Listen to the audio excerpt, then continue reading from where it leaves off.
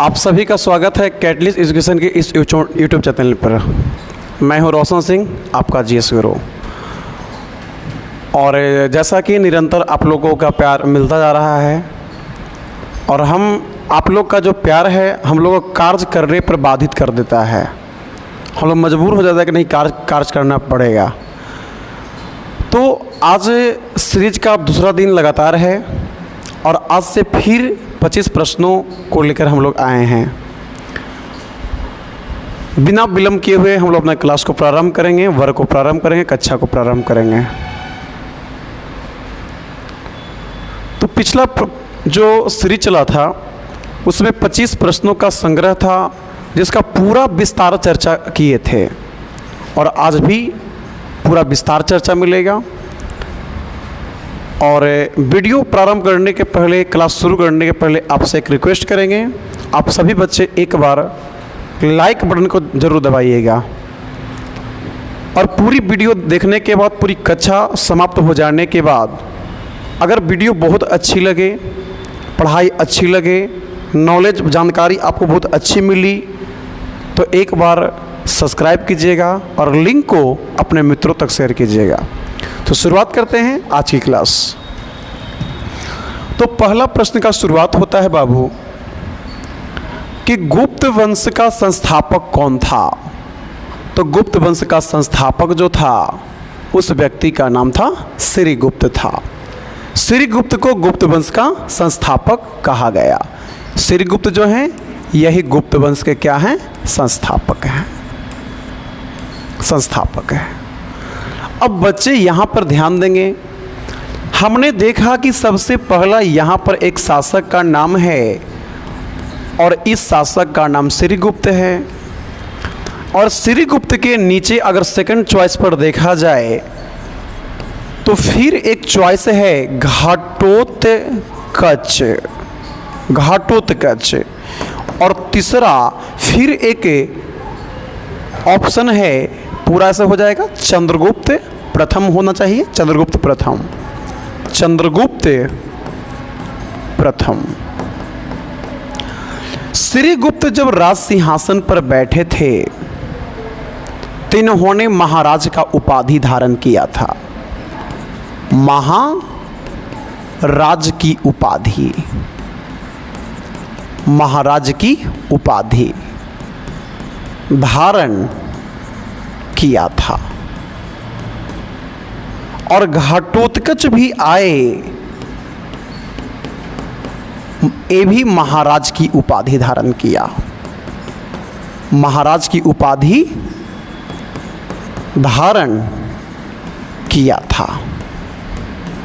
लेकिन चंद्रगुप्त प्रथम जब आए तो चंद्रगुप्त प्रथम ने महाराज की उपाधि धारण नहीं किया बल्कि महाराज से भी ऊपर का, महाराज से भी ऊपर का उपाधि धारण किए जिसको महाधीराज कहा गया। तो लिख सकते हैं इन्होंने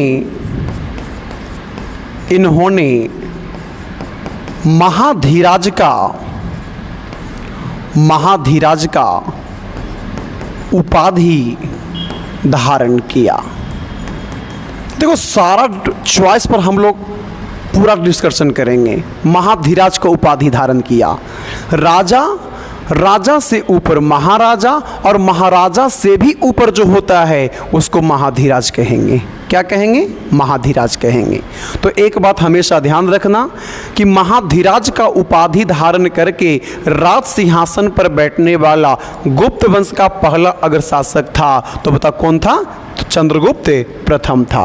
यानी लिख सकते हैं, यहाँ पर लिख सकते हैं ऐसे, महाधीराज का उपाधि धारण करके राज सिंहासन पर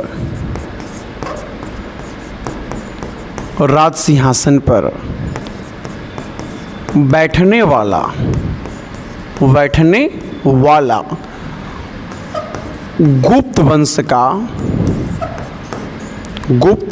वंश का प्रथम शासक था। गुप्त वंश का प्रथम शासक था।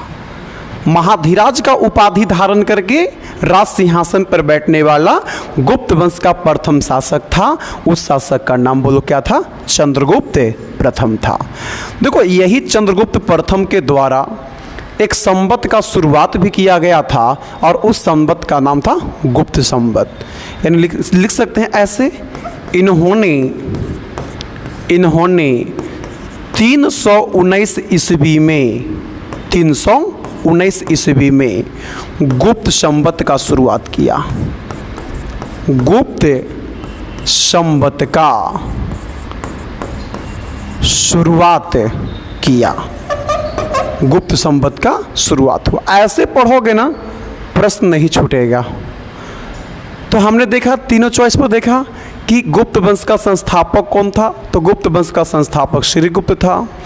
इसके बाद देखा उत्तराधिकारी के रूप में घटोत्कच गुप्त आए और ये भी जब राजगद्दी पर आए तो दोनों महाराज का उपाधि लिया था। लेकिन जब चंद्रगुप्त प्रथम जब आए तो चंद्रगुप्त प्रथम ने हम लोग देखे कि महाराज का नहीं बल्कि महाधीराज का उपाधि लिया था। कई बार प्रश्न पूछे गए हैं कि महाधीराज का उपाधि धारण करके राज सिंहासन पर बैठने वाला गुप्त वंश का प्रथम शासक कौन था, तो उस शासक का नाम आता चंद्रगुप्त प्रथम था। देखो बच्चे, संवत से संबंधित प्रश्न हमेशा आता है। संवत से जैसे आपको पता होना चाहिए, पिछला जो क्लास किए होंगे उसमें शक संवत चला था। शक संवत भी हमेशा याद आते रहता है। शक संवत के अलावा एक आपको याद रखना है, विक्रम संवत भी आता है। विक्रम संवत के अलावा एक आपको ध्यान रखना है गुप्त संवत, और गुप्त संवत के अलावा आपको ध्यान रखना है बाबू हिजरी संवत। इस सब के संस्थापक स्थापना पूछ देता है, स्थापना कब हुआ था, तो शक संवत का शुरुआत जैसा कि आपको पता है 78 ईस्वी में हुआ था। विक्रम संवत का शुरुआत 58 ईसा पूर्व में हुआ था। गुप्त संवत का शुरुआत 319 ईस्वी में हुआ था और हिजरी संवत का शुरुआत 622 ईस्वी में हुआ था। देखो पूरा कहानी एकदम क्वेश्चन जोड़ जोड़ के पढ़िएगा ना, कभी तकलीफ नहीं होगा।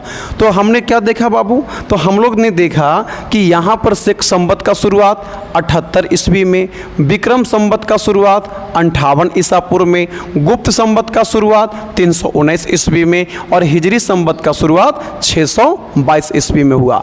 सब में हमने एक चीज़ कॉमन देख रहा हूँ कि यहाँ भी ईस्वी लगा हुआ है, यहाँ भी ईस्वी लगा हुआ है, यहाँ भी ईस्वी लगा हुआ है। लेकिन बाबू एक चीज़ गौर फरमाइएगा, यहाँ पे ईस्वी नहीं बल्कि ईसा पूर्व लगा हुआ है। तो आपसे कई बार सवाल करेगा कि वह कौन सा संवत था जिसका शुरुआत ईसा पूर्व में किया गया था, तो ईसा पूर्व में शुरू होने वाला जो संवत था वो बताओ कौन था, विक्रम संवत था।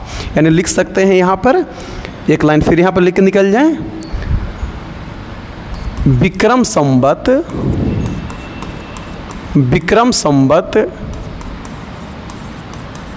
एकमात्र संवत था जिसका शुरुआत ईसा पूर्व में किया गया था। ईसा पूर्व में शुरू होने वाला अगर कोई संवत था तो उस संवत का नाम है बताओ क्या, विक्रम संवत। बाकी सभी जो संवत थे वो सभी के सभी ईस्वी में शुरुआत किया गया था। बोलो बच्चे, लाइन क्लियर हो गया? एकदम आराम से वीडियो को रोकिएगा, देखिएगा, आगे बढ़िएगा। नेक्स्ट करें अगला क्वेश्चन। अगला क्वेश्चन है बाबू, हाँ ये भी सवाल गुप्त वंश से है। गुप्त शासकों की सरकारी भाषा क्या था? तो गुप्त शासकों का जो सरकारी भाषा था वो आपका क्या था, संस्कृत था। गुप्त शासकों का सरकारी भाषा संस्कृत था। अब एक बात हमेशा आप ध्यान रखिएगा, संस्कृत जो है, संस्कृत सभी भाषा का जननी है, सभी भाषा का जननी है। अगर सभी भाषाओं का जननी पूछे कि सभी भाषाओं का जननी कौन है, तो उसका नाम आता है, बताओ क्या? संस्कृत आता है। क्या आएगा बाबू? संस्कृत आता है। तो यहाँ पे हमेशा ध्यान रखना है, गुप्त शासकों की सरकारी भाषा क्या थी? तो गुप्त शासकों की सरकारी भाषा संस्कृत हुआ करता था। नेक्स्ट क्वेश्चन करें आगे, जहाँ पे चर्चा होगा विस्तार, वहाँ पे विस्तार चर्चा करेंगे। बहुत अच्छा सवाल है। अब बच्चे यहाँ पे देख रहे हैं कि प्राचीन भारत में निम्नलिखित में से कौन सी एक लिपि दाईं ओर से बाईं ओर लिखा गया था, यानी राइट टू लेफ्ट चला था।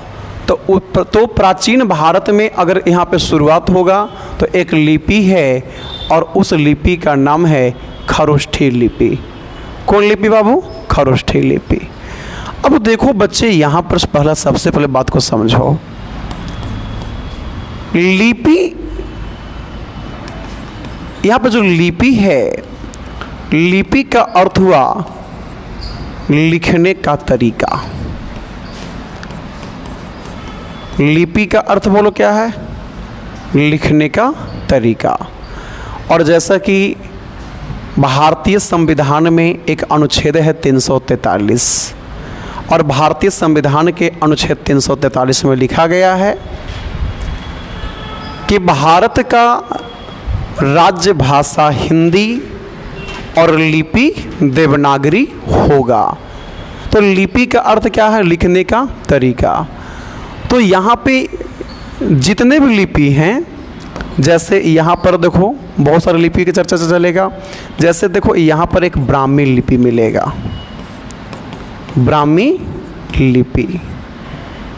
और ये जो ब्राह्मी लिपि है, इसी से एक नया लिपि का विकास हुआ, देवनागरी लिपि। या लिख सकते हैं देवनागरी लिपि, देवनागरी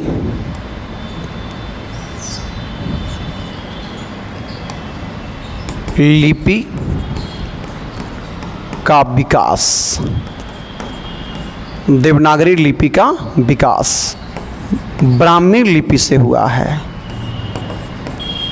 ब्राह्मी लिपि से हुआ है। देवनागरी लिपि का जो विकास हुआ है वो ब्राह्मी लिपि से हुआ है। और यह जो लिपि है हमेशा लिखा जाता है बायां से दायां,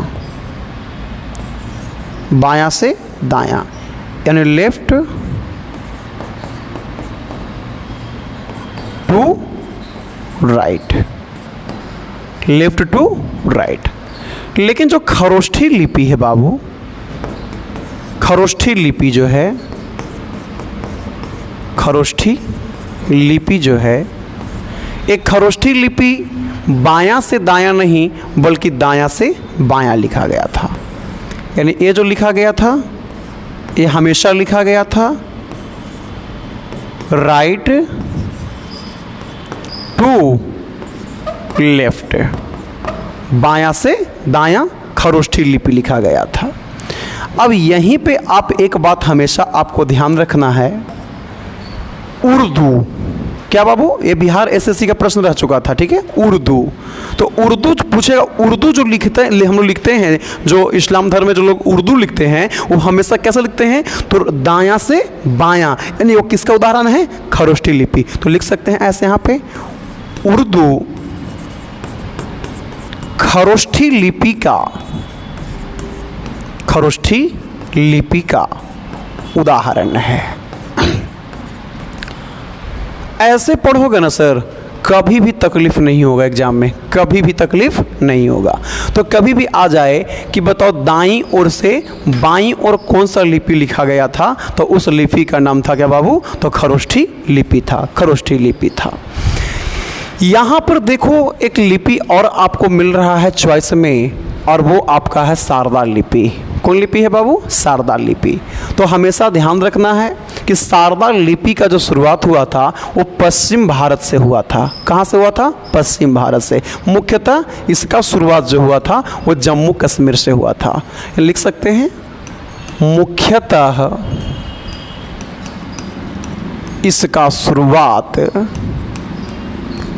मुख्यतः इसका शुरुआत जम्मू एंड कश्मीर से हुआ था। कश्मीर से हुआ था।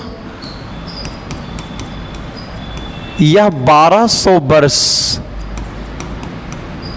पुराना, यह 1200 वर्ष पुराना लिपि है।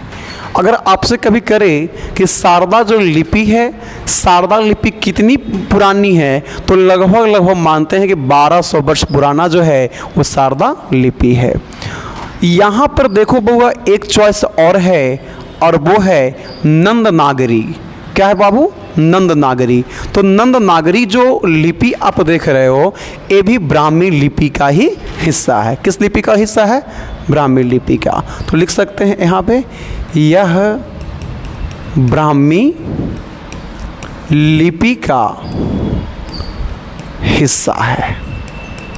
ब्राह्मी लिपि का हिस्सा है। एकदम पकड़ के क्वेश्चन को तो रंग देना है, एक एक सवाल तोड़ देना है सर, कहीं से कोई दिक्कत नहीं होना चाहिए। तो जितने भी चॉइस होंगे, प्रत्येक प्रश्नों का जो 4 विकल्प दिए गए हैं, वो चारों विकल्प को विस्तार पूर्वक तोड़ेंगे। नेक्स्ट क्वेश्चन देखिए बाबू। अगला क्वेश्चन है बाबू, बहुत अच्छा प्रश्न है। ये सब कई बार दरोगा है, एसएससी है, बहुत बार ये सब प्रश्न पूछे गए हैं। जैसे लिखा हुआ है कि भीमबेटका किस लिए प्रसिद्ध है, तो ध्यान दीजिएगा कि भीमबेटका जो प्रसिद्ध है गुफाओं के शैल चित्र से संबंधित है। गुफा के शैल चित्र से है। सबसे पहली बात आती है, पहला बात आता है कि भीम जो बेटका है वो है क्या, तो भीमबेटका एक गुफा है। भीमबेटका क्या है? गुफा है।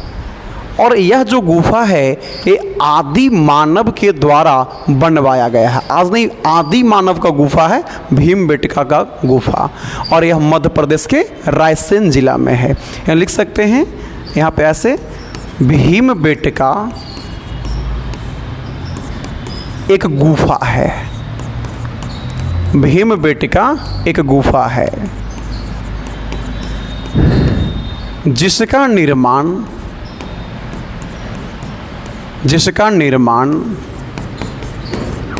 आदि मानव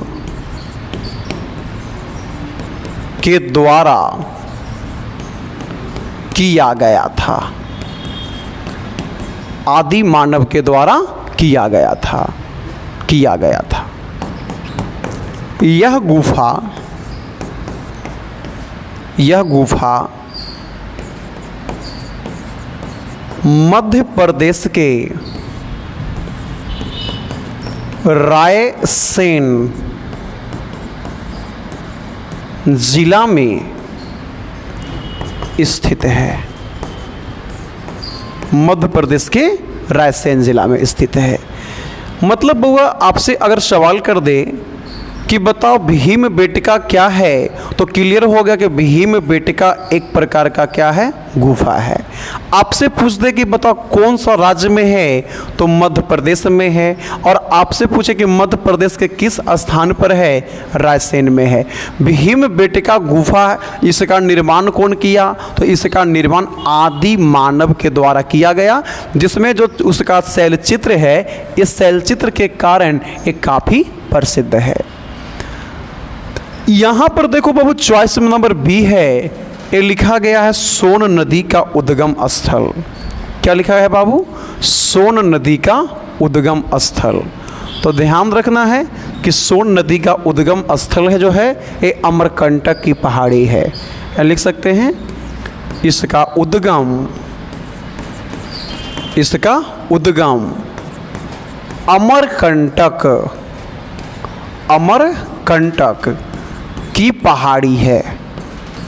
इसका उद्गम जो है अमरकंटक की पहाड़ी है।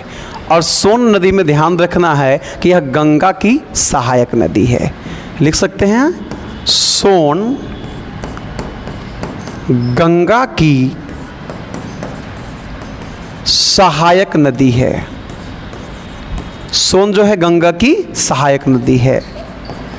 दक्षिण भारत से आकर दक्षिण भारत से आकर गंगा में एकमात्र नदी सोन मिलती है। एकमात्र नदी कौन मिलती है बाबू? सोन मिलती है। अब बच्चे यहाँ पर आप ध्यान देना, जहाँ पे गंगा नदी और जहाँ पे सोन नदी, देखो ऐसे ही प्रश्न का लेवल बढ़ता है। ये सब प्रश्न का खाली कुछ नहीं है, मैंने कुछ लोग बोलेंगे कि बहुत हल्का सवाल है। यार हल्का सा मतलब नहीं यार, उसका डिस्कशन कितना तगड़ा मिल रहा है ना, उस चीज़ पर ध्यान दो। एक से बढ़कर एक सवाल तोड़ कर देंगे आगे जो धीरे धीरे स्लाइड खुलता जाएगा, जैसे जैसे हम लोग सीरीज आगे बढ़ते जाएंगे, एक से बढ़कर एक स्तर का प्रश्न मिलता चला जाएगा। अब बच्चे यहाँ पर देखो, जहाँ पे गंगा नदी और सोन नदी मिल जाती है वहीं पे पाटलिपुत्र शहर बसा है। कौन शहर बसा है? पाटलिपुत्र शहर बसा है। आपसे सवाल करेगा कि पाटलिपुत्र शहर किन दो नदियों के संगम पर बसा है, तो गंगा और सोन। गंगा और सोन यानी लिख दे यहाँ पे गंगा एवं सोन नदी के संगम पर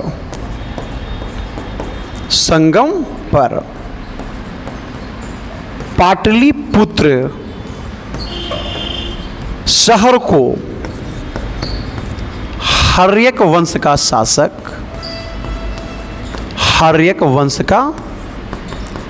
शासक उदयन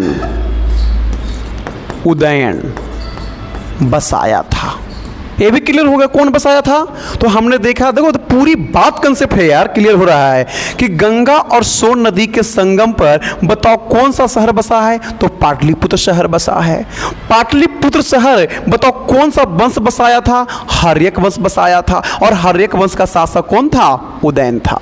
और यही उदयन ने मगध की राजधानी राजगीर से हटाकर पाटलिपुत्र को बनाया था। तो उसको कभी और कहीं और प्रश्न मिलेगा वैसा तो और चर्चा कर देंगे। तो यहाँ पर जुड़ी हुई बातें क्लियर हो गई। तो नेक्स्ट क्वेश्चन करें आगे, एकदम आराम से इसको ब्रेक कीजिएगा, लिखिएगा, फिर लगने लगेगा ना सचमुच बहुत अच्छा हो रहा है, बहुत अच्छा, कोई हड़बड़ाहट नहीं।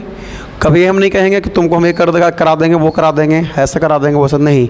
बस इतना जान लो, तुमको पढ़ाएंगे, अच्छा पढ़ाएंगे। क्वेश्चन दिया है बाबू, निम्नलिखित में कौन सा एक प्राचीन भारत में व्यापारियों का निगम था?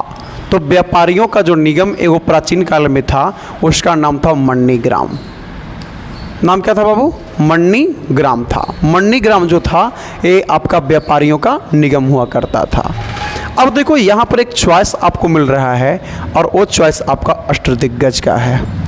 एक चॉइस यहाँ पे है बाबू, क्या? अष्टदिग्गज का है।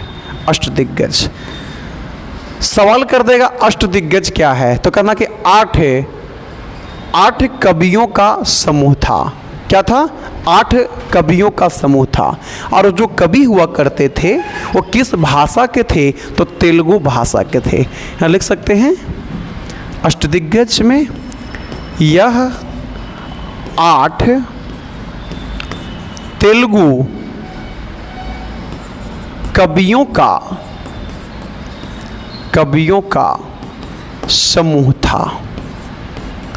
8 तेलुगु कवियों का समूह था जिसे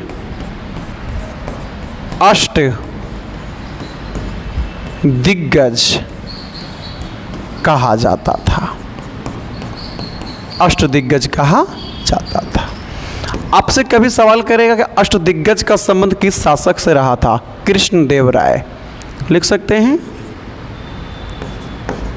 इसका संबंध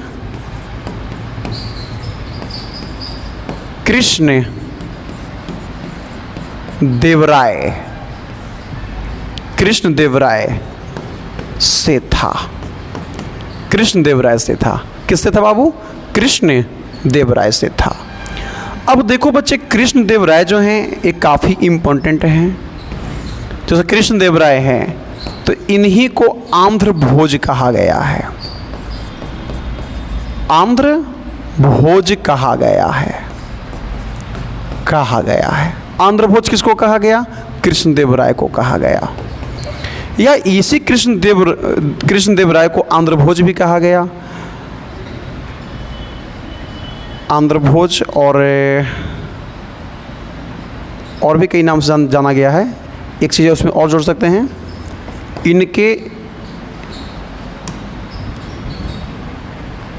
इनके दरबार में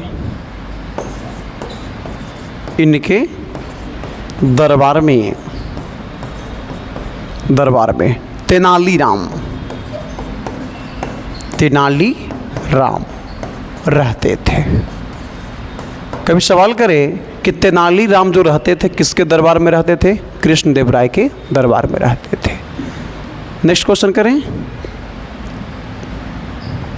एकदम डिस्कशन का मतलब ये हुआ कि खाली टिक नहीं मारना, उसके प्रश्न पर जितना प्रश्न जुड़ रहा है उस सारे प्रश्न को हम लोग जोड़ते हुए चलेंगे। अब यहाँ पर क्वेश्चन दिया है कि मानव द्वारा सर्वप्रथम प्रयुक्त अनाज क्या था? तो मानव द्वारा सबसे पहले चावल का ही चर्चा मिलता है। किसका बाबू? चावल का। अब चावल से जुड़ा हुआ सवाल आप कुछ याद कर लो। जैसे चावल से जुड़ा हुआ कुछ सवाल यहाँ पे याद कर लेंगे तो और अच्छा हो जाएगा।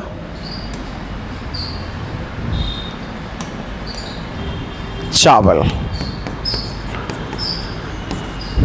तो चावल में आपको पता है सबसे पहले चावल उत्पादन में या धान उत्पादन में भारत का अग्रणी राज्य पूछेगा, पश्चिम बंगाल। लिख सकते हैं यहाँ पे, चावल उत्पादन में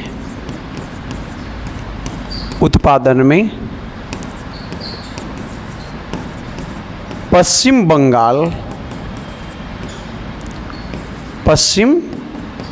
बंगाल अग्रणी है। पहला कंप्लीट हो गया। दूसरी बात आपको यहाँ पर ध्यान रखने योग्य बात है, चावल का कटोरा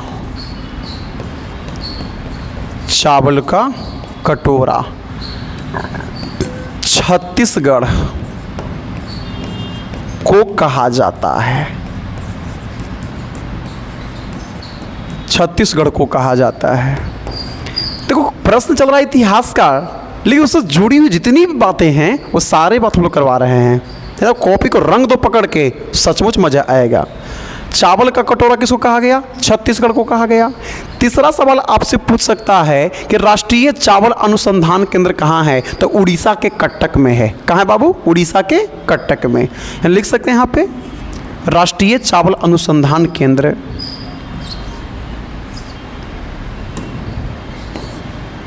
राष्ट्रीय चावल अनुसंधान केंद्र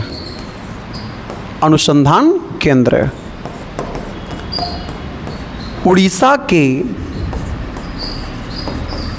कटक में स्थित है। उड़ीसा के कटक में स्थित है। और एक सवाल और आता है कि अंतर्राष्ट्रीय चावल अनुसंधान केंद्र कहाँ है? तो अंतर्राष्ट्रीय चावल अनुसंधान केंद्र जो है वो मनीला में है। कहाँ है बाबू? मनीला। अंतर्राष्ट्रीय चावल अनुसंधान केंद्र मनीला में है। मनीला में है। ऐसे पढ़ोगे यार कभी भी परीक्षा में छूट ही नहीं सकता है। और जीके जैसे इतना स्ट्रांग होगा, हम लोग जैसे अपने खुद स्टूडेंट लाइफ पे जैसे पढ़ते थे ना, हम प्रयास करते हैं उस तरह से हम बच्चों को पढ़ाएं ताकि बच्चे को समझ पाएँ। आधे बच्चे कहते हैं सर जीके जिसके नाम से नींद आ जाता है। यार क्लास करो, जीके जिस इतना अच्छा होगा तुम्हारा, क्या बताएं तुमको। अब देखो, तो चावल से जुड़ी हुई जो बात थी सर, वो चावल से जुड़ी हुई बातें आपका हमने कंप्लीट कर दिया कि अब देखो ये सब प्रश्न खूब आता है। ये सब देखोगे ना पेपर में सीधा क्वेश्चन टकराएगा हाँ पेपर में। अब देखो यहाँ पर देखो बाबू, एक चॉइस आपका है गेहूँ है। क्या है बाबू? गेहूँ। तो आपसे अगर पूछे गेहूँ में 2-3 चीज़ ध्यान रखना। गेहूँ में ध्यान रखना प्रथम स्थान, और गेहूं में प्रथम स्थान यूपी का है। अगर प्रति हेक्टेयर में पूछते, प्रति हेक्टेयर सर्वाधिक, तो प्रति हेक्टेयर सर्वाधिक जो है बाबू ये आपका पंजाब का है। पंजाब का प्रति हेक्टेयर सबसे ज़्यादा गेहूं का उत्पादन कौन करता है? पंजाब। कितना अच्छा पॉइंट है। प्रति हेक्टेयर सबसे ज़्यादा अगर पूछे तो पंजाब में, ले प्रथम स्थान अगर पूछे तो उत्तर प्रदेश में। कौन बाबू? गेहूं। नेक्स्ट क्वेश्चन करें। अगला स्लाइड खोलते हैं। अगला सवाल है, गुजरों को किस शासक ने पराजित कर दिया था? तो गुजरों को पराजित करने वाला जो शासक था उस शासक का नाम था हर्षवर्धन। कौन था बाबू? हर्षवर्धन। हर्षवर्धन ने गुजरों को पराजित किया था, हर्षवर्धन। और हर्षवर्धन का पिछला कल की जो वीडियो थी उस वीडियो में हमने देखा था कि हर्षवर्धन काफ़ी इसका चर्चा हमने किया था, लेकिन फिर से आज यहाँ पे हर्षवर्धन आया है तो कुछ बात और यहाँ पे जोड़ते हैं। हर्षवर्धन, हर्षवर्धन, हर्षवर्धन में ध्यान रखना है, हर्षवर्धन को शिलादित्य कहा गया था। जोड़ दो यहाँ पे फिर से, शिलादित्य कहा गया था, कहा गया था। चूंकि देखो हम यहाँ पे कोई टॉपिक विशेष नहीं पढ़ा रहे थे, जुड़ी हुई बात खाली करवाते चलेंगे। हर्षवर्धन को शिलादित्य कहा था। अब बात है बाबू यहाँ पे कि शिलादित्य कौन का है? जो शिलादित्य कहा था, शिलादित्य का उपाधि देने वाला एक चीनी यात्री था जिसका नाम ह्वेनसांग था। यानी लिख सकते हैं यहाँ पे से डायरेक्ट लिख दें शॉर्टकट में, ह्वेनसांग ने कहा था, ह्वेनसांग ने कहा था। क्या कहा था बाबू? शिलादित्य कहा था। किसको कहा था बाबू? हर्षवर्धन को कहा था। यहाँ पे ध्यान रखना, हर्षवर्धन के समय शिक्षा का महत्वपूर्ण केंद्र पूछ देता है। महत्वपूर्ण केंद्र, ये सब जो पेपर पूछता हूँ वही चर्चा करते हैं कि हर्षवर्धन के समय शिक्षा का महत्वपूर्ण केंद्र कहाँ था। तो हर्षवर्धन के समय शिक्षा का दो महत्वपूर्ण केंद्र हुआ करता था, एक तक्षशिला था और एक नालंदा था। एक बताओ कहाँ था बाबू? तक्षशिला विश्वविद्यालय,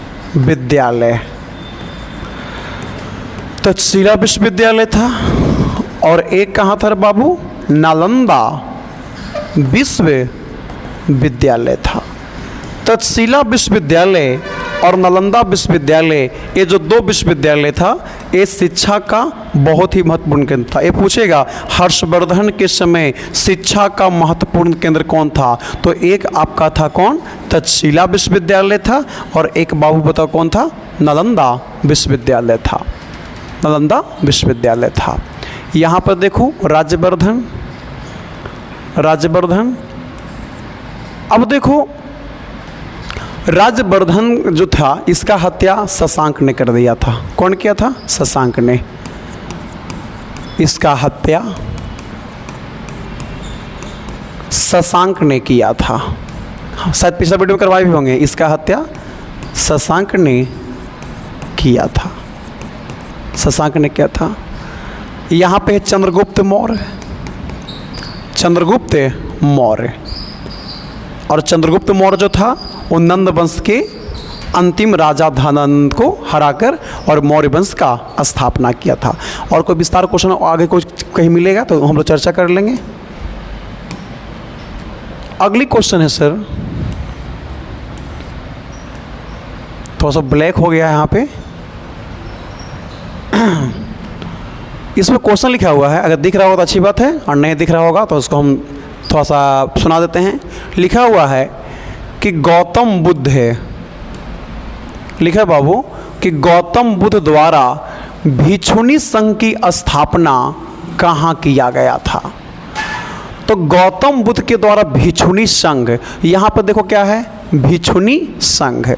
तो सबसे पहला बात ध्यान रखना है कि एक आपका होगा भिक्षु संघ, भिक्षु संघ होगा, और एक होगा बाबू भिक्षुनी संघ होगा, भिक्षुनी संघ होगा। भिक्षु संघ जो होगा, भिक्षु संघ जो होगा ये पुरुष के लिए, पुरुष के लिए, भिक्षु संघ पुरुष के लिए, और भिक्षुनी संघ किसके लिए बाबू? महिला के लिए, महिला के लिए, महिला के लिए, महिला के लिए। अब सवाल है कि कहाँ किया गया था, तो भिक्षुनी संघ यानी कि महिलाओं के लिए कहाँ किया गया था, तो इसका सही आंसर आता b is the correct answer, Kapilavastu में किया गया था। अब यहाँ पर भिक्षुनी संघ, भिक्षु संघ का स्थापना पुरुषों के लिए किया गया था सारनाथ में। कहाँ किया गया? सारनाथ में किया गया। भिक्षुनी संघ का स्थापना महिलाओं के लिए, महिलाओं के लिए कपिल वस्तु में किया गया, कपिल वस्तु में किया गया, किया गया। अब यहाँ पर एक बात ध्यान रखिएगा कि महिलाओं को जो प्रवेश का अनुमति मिला बौद्ध धर्म के अंदर में, तो पहली महिला महाप्रजापति गौतमी थी जिन्होंने बौद्ध धर्म को स्वीकार की थी। अर्थात बौद्ध धर्म को स्वीकार करने वाली प्रथम महिला कौन थी? महाप्रजापति गौतमी। यानी यहाँ पर लिख सकते हैं बाबू, बौद्ध धर्म में स्वीकार करने वाली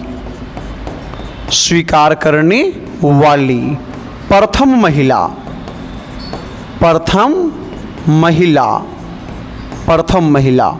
महाप्रजापति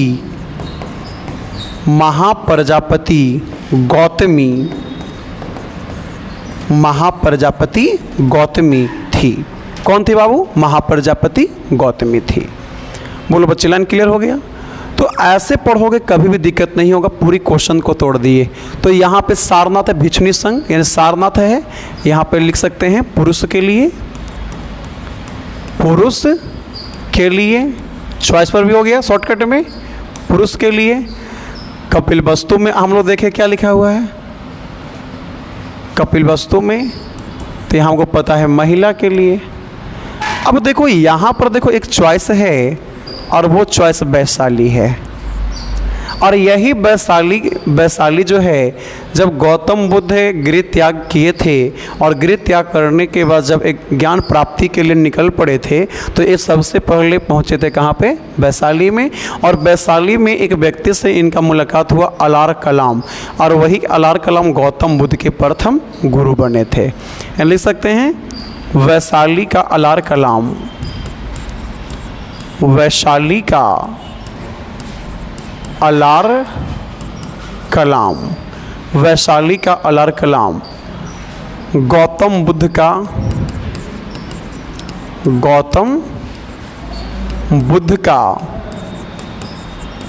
प्रथम गुरु बना, प्रथम गुरु बना।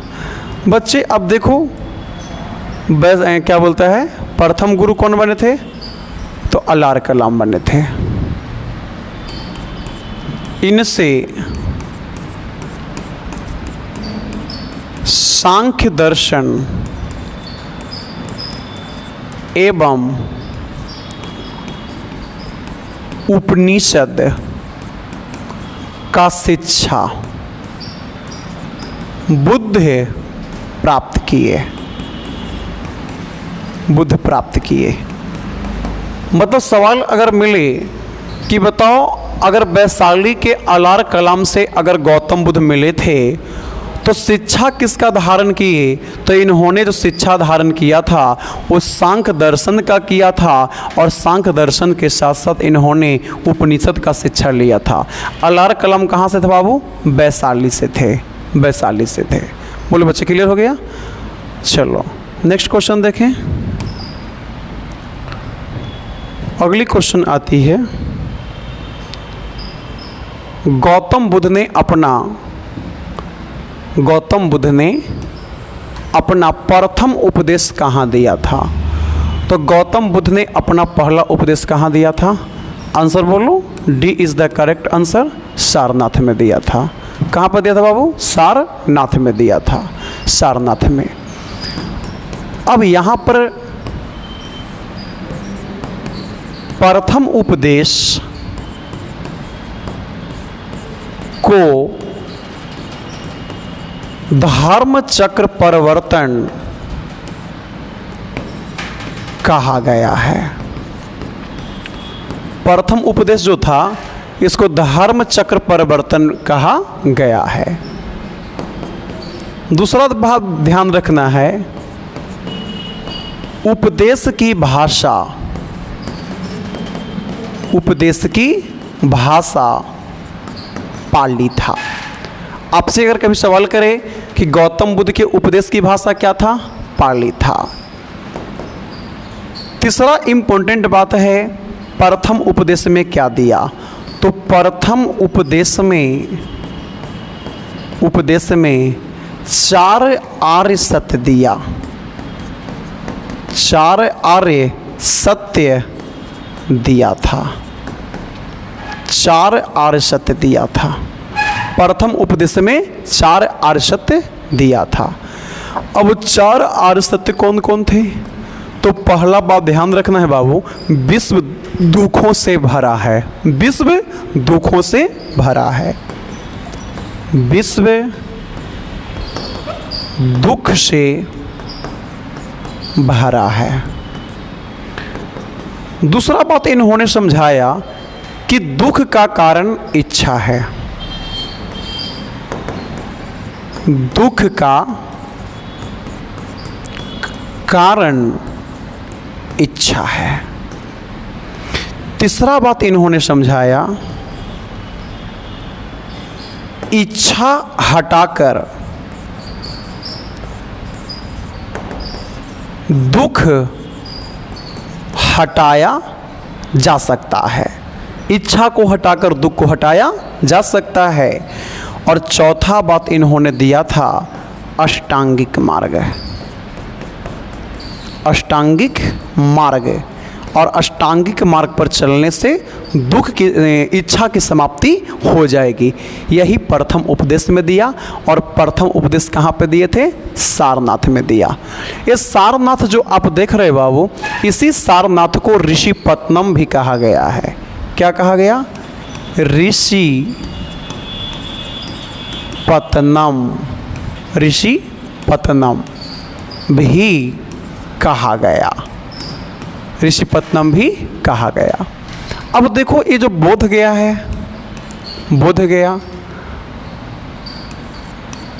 इसे उरुगवेला,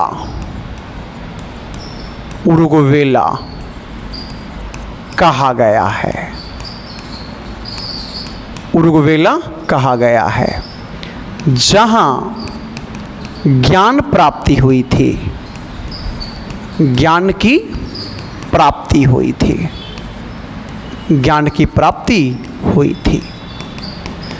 सवाल अगर करें कि गौतम बुद्ध को ज्ञान की प्राप्ति कहाँ पे हुई थी? बोध गया में। बोध गया का नाम क्या था? उरुगवेला था, उरुगवेला। यहाँ पर देखो बच्चे, आपका एक चॉइस है कुशीनगर, तो ध्यान रखना है कुशीनगर में गौतम बुद्ध की मृत्यु हुई थी। कुशीनगर में बुद्ध की मृत्यु हुई थी, बुद्ध की मृत्यु हुई थी, जिसे महापरिनिर्वाण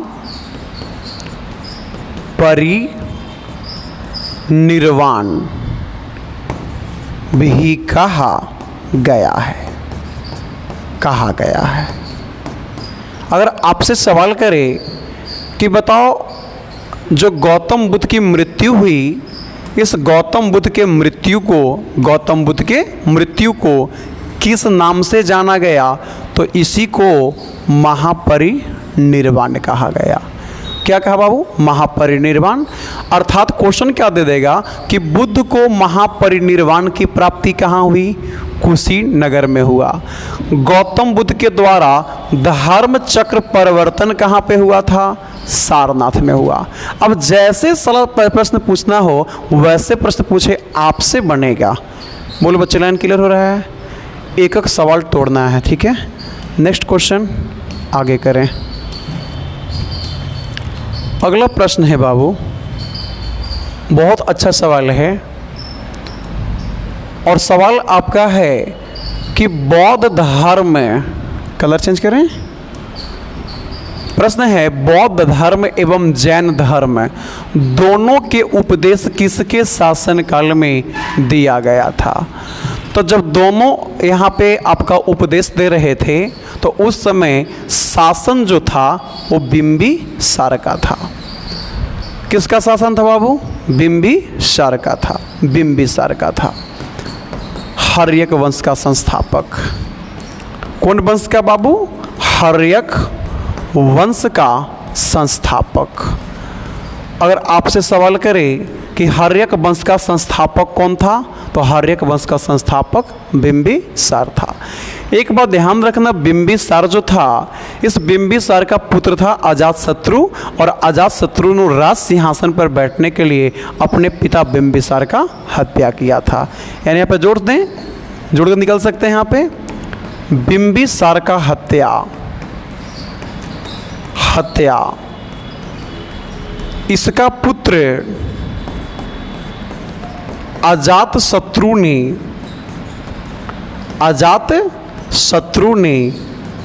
किया था। जब पूरी डिस्कशन क्लास देख लोगे ना तो पता है क्वेश्चन आगे जब मिलना शुरू होगा ना, लगने लगा वाह कितना मज़ा आ रहा, देखते के साथ उड़ाना शुरू कर दोगे। जिस बच्चे का कहता सीरीज लगाते हैं, टेस्ट लगाते हैं, स्कोरिंग नहीं बढ़ता है, तुम मेरे साथ जुड़ो, हम तुम्हारा स्कोरिंग हम तुमको पहुंचाएंगे। जिस बच्चे को जिक जैसे प्रॉब्लम होती है, अब इतिहास का सीरीज चल रहा है, पॉलिटिक्स आएगा, ज्योग्राफी आएगा, इकोनॉमी आएगा, जितना भी सीरीज आएंगे एकदम जैसे कर रहे हैं पूरा निचोड़ देना है, पूरा तोड़ फोड़ देना है।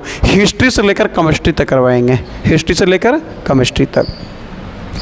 अब बच्चे यहाँ पर देखो क्या है कि बिंबिसार, तो सबसे पहले हमने क्या देखा कि बिंबिसार जो है बाबू ये हर्यक वंश का था। बिंबिसार कौन वंश का था बाबू? हर्यक वंश का था। बच्चे बिंबिसार और बिंदुसार में काफ़ी कंफ्यूज रहता है, तो ध्यान रखना कि बिंदुसार जो था ये मौर्य वंश का था, मौर्य वंश का था। बिंदुसार किस वंश का था बाबू? मौर्य वंश का था। मौर्य वंश का दूसरा शासक बिंदुसार आया था। ऐसे यहाँ पे ध्यान रख सकते हो, मौर्य वंश, और मौर्य वंश में 3 गो शासक ध्यान रखना है, जिसमें सबसे पहला शासक आता है चंद्रगुप्त मौर्य आता है। चंद्रगुप्त मौर्य जब मर गया था तब इसका पुत्र बिंदुसार आता है, और बिंदुसार के मृत्यु के बाद इसका पुत्र कौन आता है? अशोक आता है। ये 3 गो आपका मौर्य वंश का था। तो अशोक भी देख रहे हैं कि हो गया कि अशोक किस वंश का था, तो कहना है मौर्य वंश का था। अकबर जो था, अकबर बताओ कौन वंश का था? मुगल वंश का था। अकबर कौन वंश का था? मुगल वंश का था।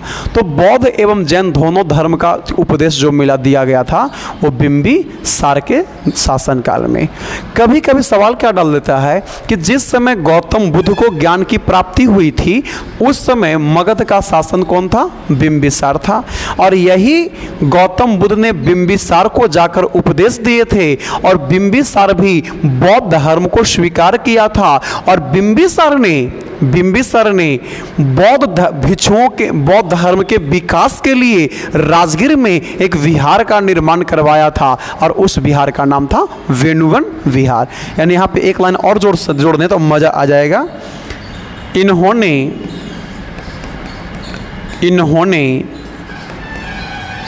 राजगीर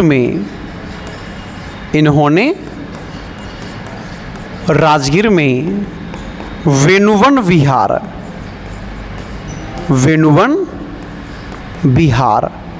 बनवाया था। वेणुवन विहार बनवाया था। तो वेणुवन विहार का निर्माण करवाने वाला जो शासक था उस शासक का नाम बताओ क्या था? बिंबिसार था।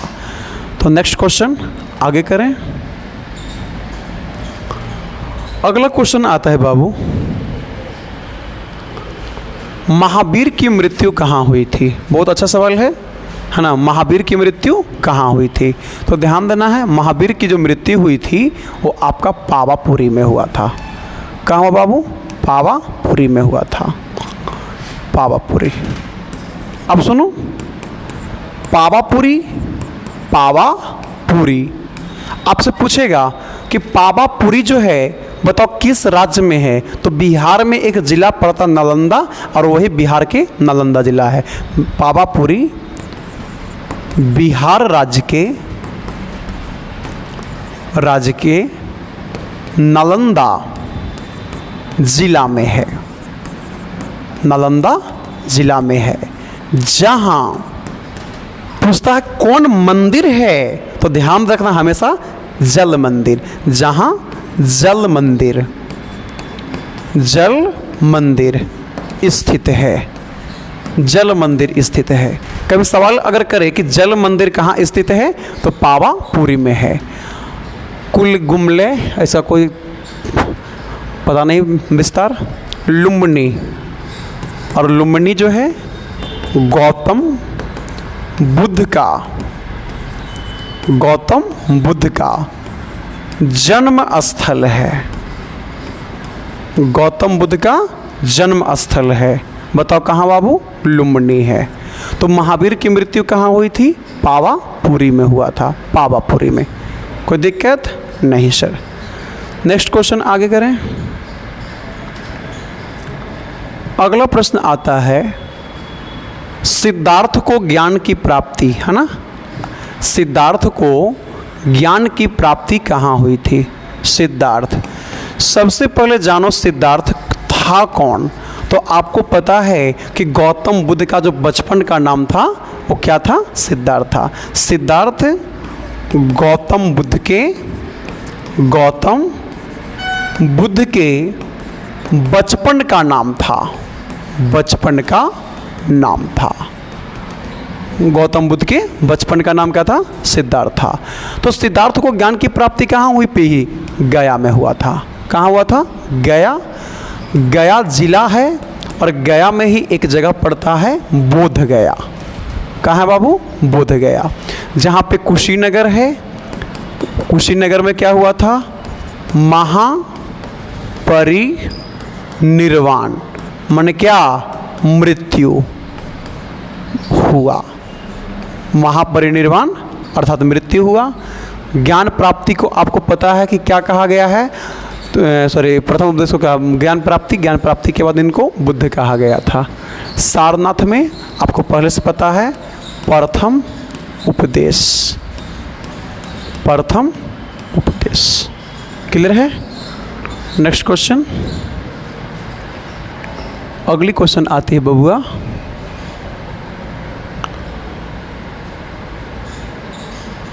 अगला क्वेश्चन है, भागवत संप्रदाय के विकास में किसका योगदान अत्यधिक था? तो इसमें ध्यान रखना है कि हिंदू और यूनानी, हिंदू और यूनानी ये दोनों के सहयोग से भागवत संप्रदाय का विकास हुआ था। भागवत संप्रदाय का विकास हुआ था। अब यहाँ पे बहुत अच्छा प्रश्न आता है। यहाँ पे सवाल दिया गया है बाबू कि गौतम बुद्ध जो थे वो किस कुल के थे? एक मिनट रुक जाएंगे सही, तो आप पानी पी लेते हैं।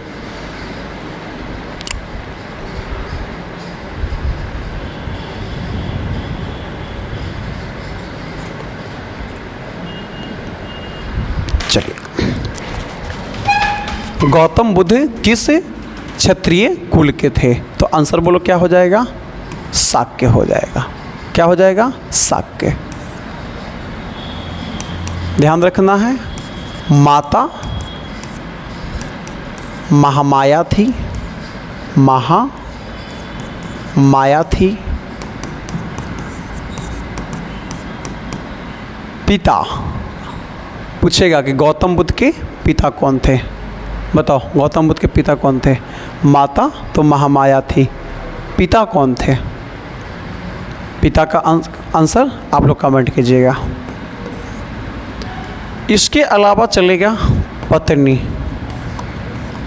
पत्नी का भी आप लोग बताइएगा। और हम पुत्र बता देते हैं, इनके पुत्र का नाम राहुल था। सौतेली माँ, सौतेली माँ या जो मौसी थी महाप्रजापति गौतमी थी। महाप्रजापति गौतमी थी। अगला क्वेश्चन है बाबू,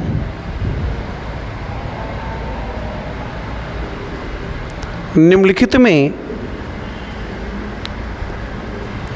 में सबसे प्राचीनतम राजवंश कौन है? सबसे प्राचीनतम राजवंश पूछ रहा है। तो सबसे प्राचीनतम जो राजवंश इसमें है वो कौन हो जाएगा? मौर्य वंश हो जाएगा। कौन वंश? मौर्य वंश। सबसे प्राचीनतम राजवंश है मौर्य वंश। अब यहाँ पर देखें बच्चे, सबसे पहले अगर देखा जाए मौर्य वंश 322 ईसा पूर्व में स्थापना हुआ था। मौर्य वंश का स्थापना कब हुआ था? तो 322 ईसा पूर्व में हुआ था। इसके बाद आता है बाबू कण्व वंश आएगा। इसके बाद चॉइस पे चलेंगे हम लोग, तो कौन आएगा? कण्व वंश आएगा। कण्व वंश आएगा। और कण्व वंश जो था 75 ईसा पूर्व में स्थापना हुआ था। 75 ईसा पूर्व में स्थापना हुआ कण्व वंश का। इसके अलावा चलेगा बाबू कुषाण हो जाएगा तीसरा नंबर पे। कुषाण वंश, और कुषाण वंश जो होगा प्रथम शताब्दी ईस्वी। प्रथम शताब्दी ईस्वी में स्थापना हुआ।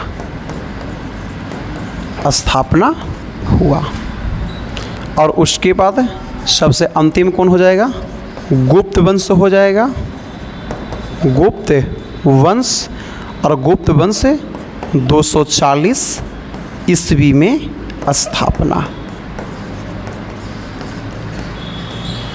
तो इसमें अगर देखा जाए चार चॉइस में देखा जाए सबसे प्राचीन राजवंश देखा जाए, तो इसमें देखा जाए कि यहाँ पे बबुआ 322 ईसा पूर्व है। इसके बाद देखा जाए 75 ईसा पूर्व है। उसके बाद देखा जाए प्रथम शताब्दी ईस्वी है। उसके बाद देखा जाए 240 ईस्वी है। तो सबसे प्राचीनतम राजवंश कौन हो जाएगा? तो उस राजवंश का नाम क्या होगा? मौर्य वंश होगा। मौर्य वंश होगा। क्लियर है बाबू? अगला क्वेश्चन देखें। किसी प्रकार का कोई सुझाव रहे बिल्कुल कमेंट सेक्शन में अपना सुझाव रखिएगा। आपके सुझाव को हम मानेंगे और जैसा बात कहिएगा वैसा हम लोग करेंगे। मौर्य साम्राज्य की नींव किसने की थी? माने मौर्य वंश का जो स्थापना था, मौर्य साम्राज्य का स्थापना किसके द्वारा किया गया था? तो मौर्य वंश का स्थापना जो किया गया था ये चंद्रगुप्त मौर्य के द्वारा किया गया था। चंद्रगुप्त मौर्य जो थे ये प्रथम शासक थे। प्रथम शासक थे जो 322 से लेकर 298 ईसा पूर्व तक शासन किए थे। इसके बाद दूसरा नंबर पर देखा जाए तो बिंदुसार जो था चंद्रगुप्त मौर्य का पुत्र हुआ करता था, जो 298 से लेकर 272 ईसा पूर्व तक शासन किए थे। और इसके बाद देखा जाए बाबू तो यहाँ पे अशोक, और अशोक जो था ये 269 ईसा पूर्व से लेकर 232 ईसा पूर्व तक शासन किया था। तो इसमें देखा जाए कौन स्थापना किया? तो चंद्रगुप्त मौर्य। तो चंद्रगुप्त मौर्य का पुत्र कौन था? बिंदुसार था। और बिंदुसार का पुत्र कौन था? अशोक था। यानी सबसे पहला देखा जाए चंद्रगुप्त मौर्य था। चंद्रगुप्त मौर्य के बाद अगर देखा जाए तो बिंदुसार था। और बिंदुसार के बाद अगर देखा जाए बाबू तो अशोक था। चंद्रगुप्त मौर्य, का पुत्र बिंदुसार, बिंदुसार का पुत्र कौन था? अशोक था। बोलो बच्चे, लाइन क्लियर हो गया? नेक्स्ट क्वेश्चन आगे।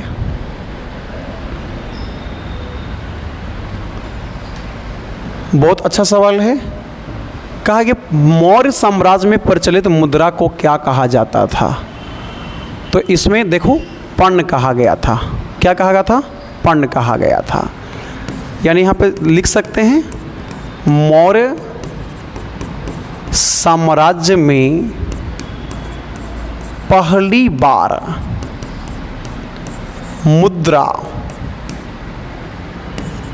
प्रचलन में आया, प्रचलन में आया।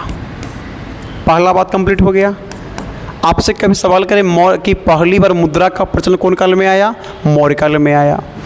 दूसरा सवाल है कि मौर्य काल का जो मुद्रा था या सिक्का जो था उसको क्या कहते थे? तो लिख सकते हैं 3 नाम था। मौर्य साम्राज्य का सिक्का, मौर्य साम्राज्य का सिक्का 3 नाम से था। 3 नाम से था। पर्ण था, आहत, पंचमार्क। पंचमार्क कहा जाता था। पंचमार्क कहा जाता था। आपसे कभी करे कि बताओ मौर्य वंश में जो सिक्का था क्या कहते थे? तो उसका पहली नाम उसका पर्ण है, पर्ण के बाद आहत है और आहत के बाद पंचमार्क है। बोलो बच्चे, लाइन क्लियर हो गया? इसके अलावा यहाँ पर देखा गया दिनार। तो हमने पिछली क्लास में करवाया दिनार क्या था? गुप्त काल में सोना का सिक्का। गुप्त काल का सोना सिक्का। गुप्त काल के सोना के सिक्का को दिनार कहते थे। चांदी के सिक्का को रूपक कहते थे। और तांबा का जो सिक्का था, तांबा, गुप्त काल के तांबा का सिक्का, गुप्त काल का तांबा का सिक्का। तो गुप्त काल के तांबा के सिक्का को काकनी कहते थे, काकनी भी कहते थे। और यहाँ पे लिख देते हैं मासक भी कहा गया था। ठीक है, मासक। ठीक है, काकनी या मासक ये 2 नाम से जाना गया था गुप्त काल में। तो अगर मौर्य काल में कहेगा तो पर्ण हो जाएगा। क्लियर है बाबू? Next question.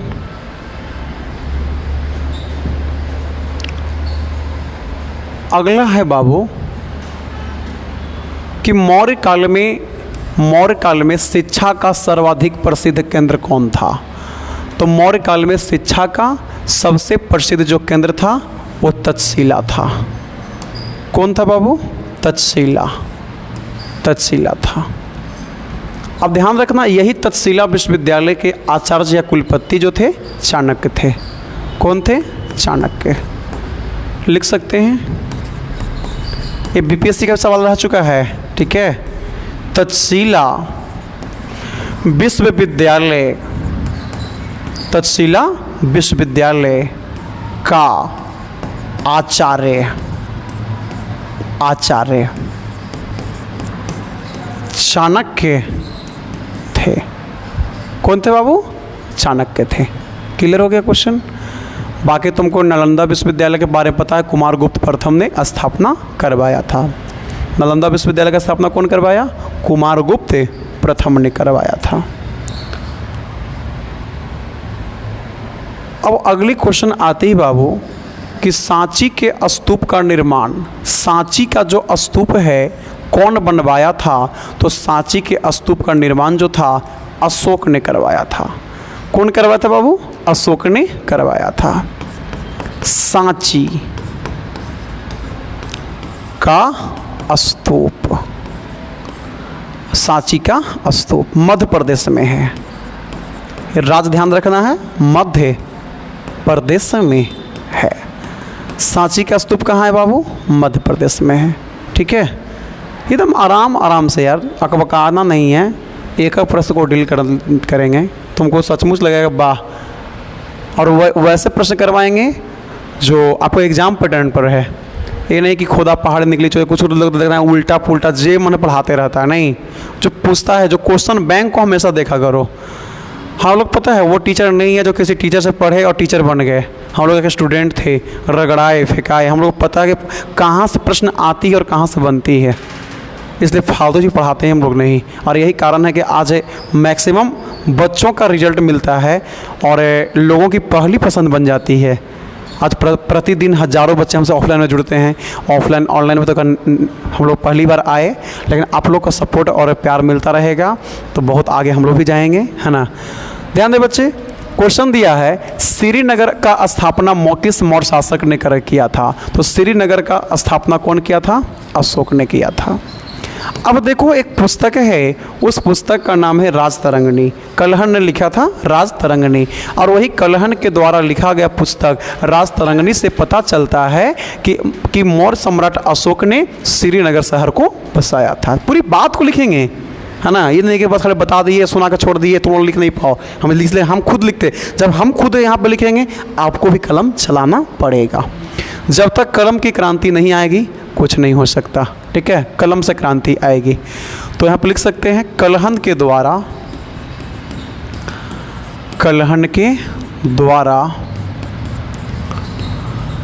लिखा गया पुस्तक, कलहन के द्वारा लिखा गया पुस्तक राजतरंगिणी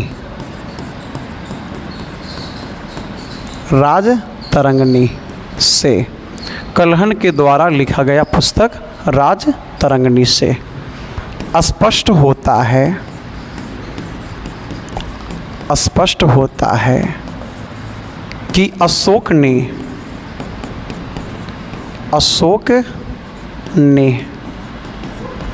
श्रीनगर शहर को बसाया था।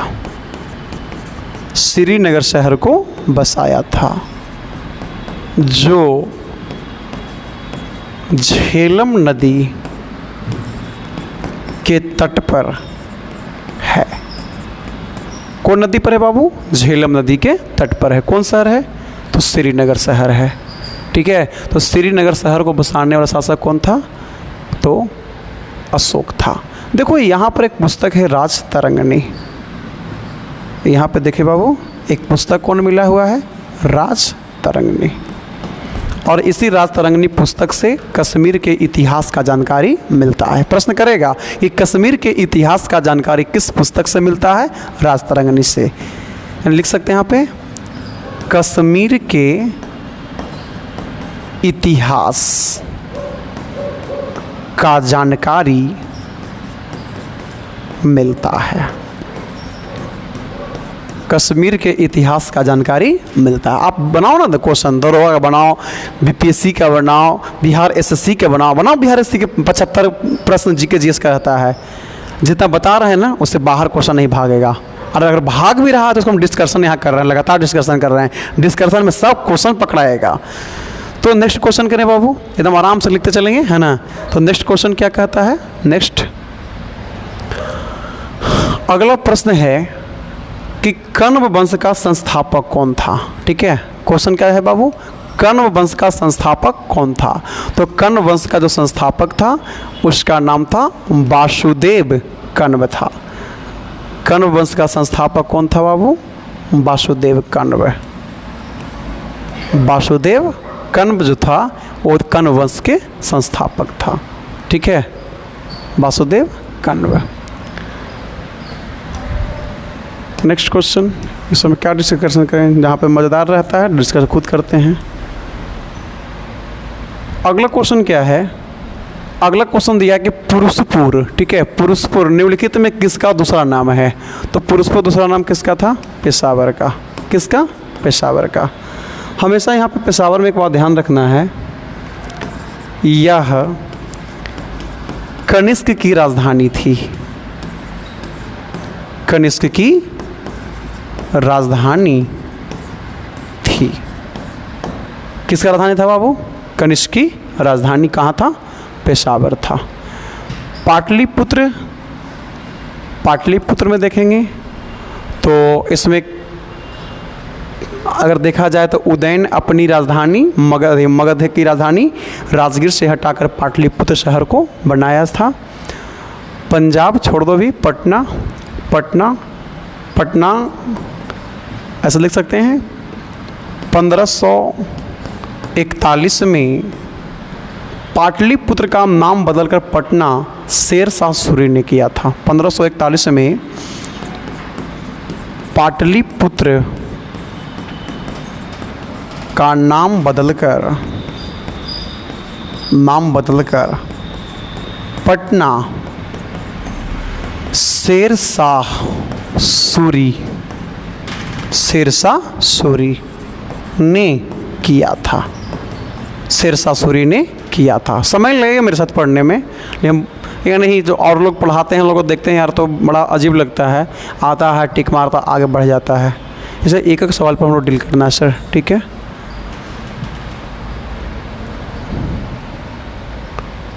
अगला सवाल है बाबू, चरक किसके राज चिकित्सक थे? बहुत अच्छा सवाल है। चरक जो थे वो किसके राज चिकित्सक थे? तो चरक जो थे वो कनिष्क के थे। किसका थे? कनिष्क का। अब देखो चरक जो हैं चरक संहिता पुस्तक लिखे थे। चरक संहिता पुस्तक लिखे, चरक संहिता पुस्तक लिखे। और यहीं पे ध्यान दीजिएगा, एक आपका सुश्रुत थे और सुश्रुत के द्वारा सुश्रुत संहिता पुस्तक लिखे और दोनों जो थे चिकित्सक थे। सवाल अगर करें कि बताओ चरक और सुश्रुत पेशा से क्या थे? चिकित्सक थे, ठीक है। किसके दरबार में रहते थे बाबू? कनिष्क के दरबार में रहते थे, कनिष्क के दरबार में। अगला क्वेश्चन कहता है, अगला क्वेश्चन क्या है? बहुत अच्छा सवाल है। भारत में सर्वप्रथम स्वर्ण मुद्राएं किसने चलाया था? तो भारत में सबसे पहला अगर स्वर्ण मुद्रा चलाने वाला जो था इंडो बैक्ट्रियन था, ठीक है। इंडो बैक्ट्रियन या इसी को इंडो ग्रीक भी कहा गया है, इंडो ग्रीक भी कहा गया है, या इसी को हिंद यवन कहा गया है, हिंद यवन कहा गया है। अब देखो कुषाण जो वंश है, कुषाण यहाँ पे एक चॉइस है, कुषाण यह भारत में शुद्ध सोना का सिक्का लाया था। यह भारत में शुद्ध सोना का सिक्का लाया था, जो मुख्यतः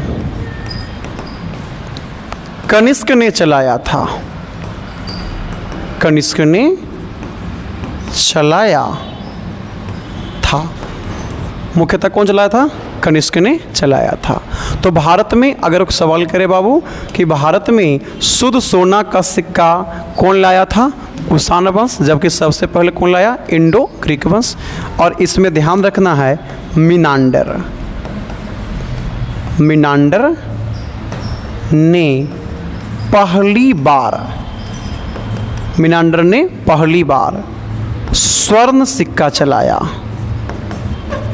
स्वर्ण सिक्का चलाया। अगर सवाल करे कि पहली बार स्वर्ण सिक्का चलाने वाला शासक का नाम पूछे, मिनांडर था। कौन हो बाबू? मिनांडर। अगला क्वेश्चन आज का अंतिम क्वेश्चन होगा और यहाँ पे सवाल बड़ा सुंदर दिया है। लिखा है कि भारतीय रंगमंच में यवनिका का शुभारंभ किसने किया था? तो यवनिका का जो शुरुआत किया था यूनानियों ने किया था और इसी यूनानी को यवन भी कहा गया है, यवन भी कहा गया है, यवन भी कहा गया है। यवन किसको कहा गया है? यूनानियों को कहा गया है। तो ये 25 प्रश्नों का एक बहुत ही अच्छा सीरीज रहा। तो अभी लगातार कंटिन्यू हम लोग सीरीज़ को आगे की ओर बढ़ाएंगे। जैसे जैसे क्वेश्चन का लेवल बढ़ेगा हम लोग लगातार निरंतर बढ़ाते चल देंगे। बीच बीच में कोई टॉपिक जो है वो आपको हम बीच बीच में आपको पढ़ाते रहेंगे, है ना। बस इसी तरह अपना जो भी प्यार है बनाए रखिएगा और हम आपके लिए निरंतर प्रयास करेंगे, बेहतर से बेहतर कंटेंट लाएंगे। क्वेश्चन एक आधार है, मेन प्रश्न का मतलब नहीं है, मतलब है कि उसका डिस्कशन कितना बेस्ट मिल रहा है। डिस्कशन पर ही आपका जो प्रश्न का जो नेचर है वो समझ में आएगी और जो प्रश्नों क्या आपका जो स्कोरिंग है वो स्कोरिंग आपका डिस्कशन के ऊपर ही डिपेंड करता है। आप मुझे कुछ समय दो, आपके स्कोरिंग को हम बहुत अच्छा लेके चले जाएंगे, बहुत अच्छा। जितना आप सोचते हैं, जितने पुराने विद्यार्थी जुड़े हैं, जो पुराने विद्यार्थी क्लास कर भी चुके हैं, वर्तमान कोर्स कंप्लीट हो चुका है, उन तक भी इस लिंक को शेयर कर दीजिए ताकि वो भी इस चीज़ को लाभ उठा सकें। जो विद्यार्थी हमसे नहीं भी जुड़े हुए हैं सभी बच्चों तक इस लिंक को पहुंचाइए ताकि सारे बच्चे जुड़ सकें और एक बेहतर कंटेंट उनको मिल सके। आज तक के लिए इतना ही, सभी को धन्यवाद। हाँ, लिंक को शेयर कीजिएगा, लाइक कीजिएगा और सब्सक्राइब करना मत छोड़िएगा। धन्यवाद।